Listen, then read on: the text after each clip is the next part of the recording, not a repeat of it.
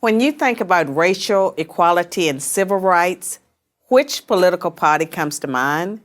The Republicans or the Democrats? Most people would probably say the Democrats, but this answer is incorrect. Since its founding in 1829, the Democratic Party has fought against every major civil rights initiative and has a long history of discrimination. The Democratic Party defended slavery, started the Civil War, opposed Reconstruction, founded the Ku Klux Klan, imposed segregation, perpetrated lynchings, and fought against the Civil Rights Acts of the 1950s and 1960s.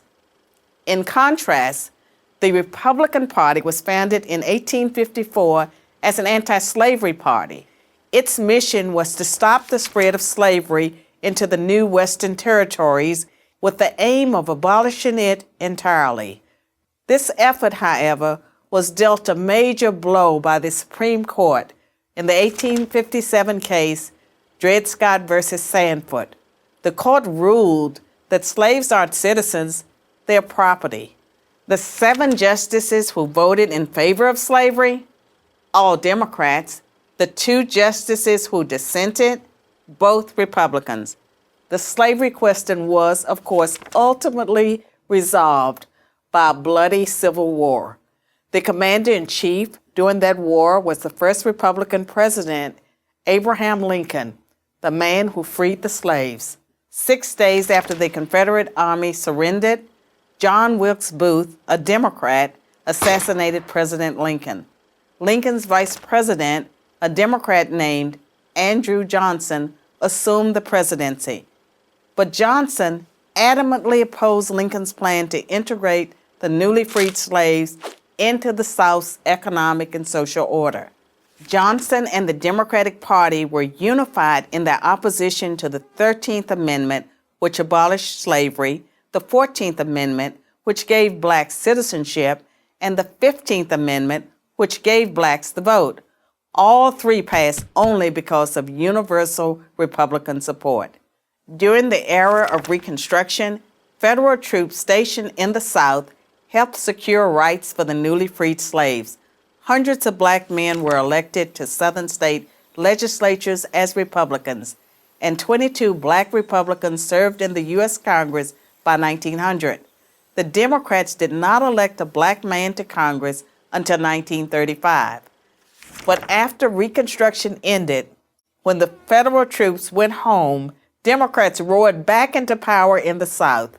They quickly reestablished white supremacy across the region with measures like black codes, laws that restricted the ability of blacks to own property and run businesses, and they imposed poll taxes and literacy tests used to subvert black citizens' right to vote. And how was all of this enforced? By terror, much of it instigated by the Ku Klux Klan, founded by a Democrat, Nathan Bedford Forrest. As historian Eric Foner, himself a Democrat, notes, in effect, the Klan was a military force serving the interests of the Democratic Party. President Woodrow Wilson, a Democrat, shared many views with the Klan. He resegregated many federal agencies and even screened the first movie ever played at the White House, the racist film, The Birth of a Nation, originally entitled The Klansman. A few decades later, the only serious congressional opposition to the landmark Civil Rights Act of 1964 came from Democrats. 80% of Republicans in Congress supported the bill, less than 70% of Democrats did. Democratic senators filibustered the bill for 75 days until Republicans mustered the few extra votes needed to break the logjam. And when all of their efforts to enslave blacks, keep them enslaved, and then keep them from voting had failed, the Democrats came up with a new strategy. If black people are going to vote, they might as well vote for Democrats, as President Lyndon Johnson was purported to have said about the Civil Rights Act. I'll have them voting Democrat for 200 years. So now, the Democratic Party prospers on the votes of the very people it has spent much of its history oppressing. Democrats falsely claim that the Republican Party is the villain when in reality it's the failed policies of the Democratic Party that have kept blacks down. Massive government welfare has decimated the black family. Opposition to school choice has kept them trapped in failing schools.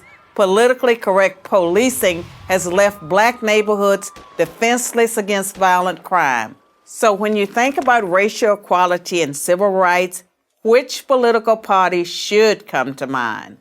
I'm Carol Swain, professor of political science and law at Vanderbilt University for Prager University.